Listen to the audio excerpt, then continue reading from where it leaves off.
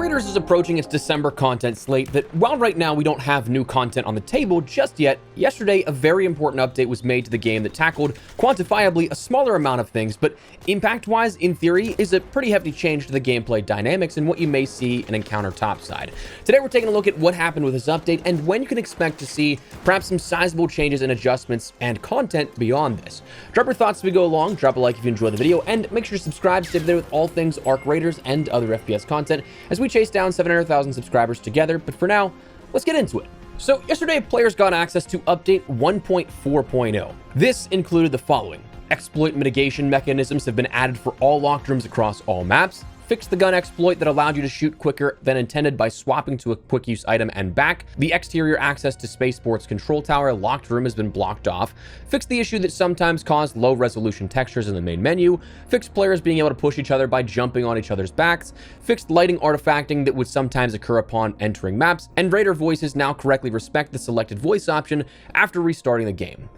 And that's about it. So quantifiably, again, not a whole ton there in regards of things that you should be aware of in terms of the number of changes. However, the gravity of a couple of those changes, a few in particular, really are pretty hefty and are impactful to the gameplay experience at large. The two biggest being the exploit mitigation for locked rooms and a gun exploit allowing you to shoot quicker than intended. So what do these mean in particular if you have no idea what these are? If you did not come across or encounter either of these, what is this exactly they're talking about? Well, first, the big thing that was contributing to loot, let's say, unfairness was the abundance of exploits where players could end up glitching themselves through or exploiting themselves through walls and doors to access areas that otherwise would need a key card to enter.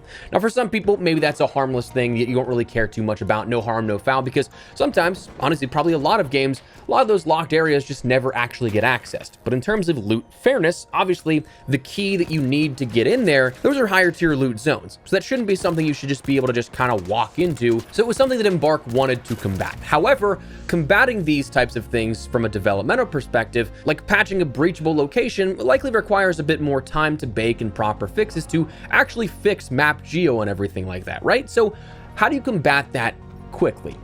Well, Embark, the sneaky devils that they are, made it so that if you enter a locked room without the proper keys, you'll be met with the room that is basically just an incinerator. Fire burning all inside that room and killing you in the process with no real way out. So I think it's a pretty hefty argument now that you shouldn't be doing that because otherwise you have a very, very high chance of death. But maybe that's just me. Now, that said, while I like this change, I do kind of wish that we'd see increases for spawn rates for some of those keys and maybe blueprints while we're at it as well. Just personally speaking, but I do love the change that this now decentivizes players going in and trying to breach into via exploits into these locked rooms for that higher tier loot. And from what I've seen from all the clips over the last day here on the holiday or so, it seems like it's a pretty valid counter at the moment. That said, they also fixed the gun exploit that allowed you to shoot quicker than intended by swapping to a quick use item and back. Again, if you have not seen this, it's basically a fix that introduced a sort of Fortnite double pump style meta into Arc Raiders, where you could pump a shotgun, quickly swap, and then pump another shotgun all within the span of like a half second. So obviously, that's a problem if you're going to go into a gunfight with somebody doing that. If you did that on Stella Montis, you could probably clear rooms like nobody's business because you'd just end up killing somebody in a half second for a gunfight. This has now been mitigated. You can't do that anymore, which is definitely nice. So obviously, again, a small in terms of size and number of changes, but having two major and very impactful adjustments for the gameplay experience, that's nice to see here fixed relatively quickly. But that said, when can we expect some more updates here? When can we expect to see some more balance passes, maybe some other mitigation for things out there, and just some general content? Well, officially speaking, nothing is yet known at the moment. Like, they haven't gone out of their way to say, hey, here's when our next update will be, here's the next content you can expect. However, we have actually seen some hints and some things we can deduce a little further to kind of figure this out on our own. So far, we'll end up seeing another update from the roadmap before the expedition, or that may be going into that expedition window. But right now, we have listed the Cold Snap event for December, where that will see a snowfall map condition, the Flickering Flames event, the expedition departure window, a new raider deck, new quests, and what's listed, and more. But can we actually break that down into a bit more of a finite calendar pinpoint? Well, kind of yes. Currently, we still have another 9 days on the Breaking New Ground live event. That takes us to Monday, December 8th. This would then open the door potentially for a new event if they go from one into the next, right? If we lead from one event into the other, that potentially brings us to that snowfall map condition for specific maps, the Flickering Flames event, again, tethering one event to the other, and even more. But does this also usher in a new season, the expedition departure window, and other stuff like the new Raider decks? Well, if that's in relation to the ending and the beginning of a new season, that type of stuff, surprisingly, we actually know when that departure window is, despite it not being listed anywhere really in-game just yet, but it's not the end of that event on the 8th. Released back on October 13th, still a few weeks from when the game actually even launched, we got detailed the timeline of events for the expedition as they explained what these types of things were, these optional wipes that we'll see in Arc Raiders. These were detailed as the first air-quote seasonal sort of construction and supply phases that was going to last from October 30th, the game's launch, until December 14th.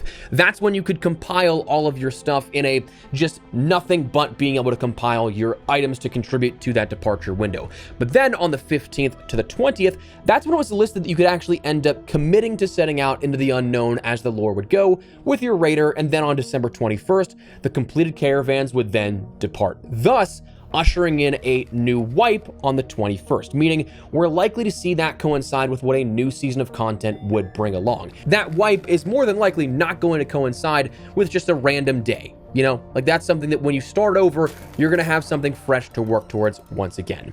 So this would logically allow them to have that new Raider deck for an air quote new season like the one we have now, introduced with any other major changes to the game, perhaps such as a new map to explore, new archetypes if we see more of those, and of course, those new quests. Though quest itself could, as evidenced by the Stella Montis event, be just simply the live event that goes along with it. Once we get new areas opened up, you get new quests that go along with it. So you don't necessarily need it to be a new season, but it's also another logical take that if we get a new wipe and reset, we get some new stuff on top of that. So to me, it makes sense to see our next major update, outside of fixing anything that may be smaller here in between then, that we see that in just over a week's time on the 8th. Then our next large update near the holiday season will bring along with it that firstly optional wipe and potentially a new air quote season of content, just in time for people to be home to try it out for the holidays as they're off and have a lot of free time here around the end of the year and into the new year. So that said, right up front here, we did have a smaller update in quantity, but stuff that did make some beneficial changes.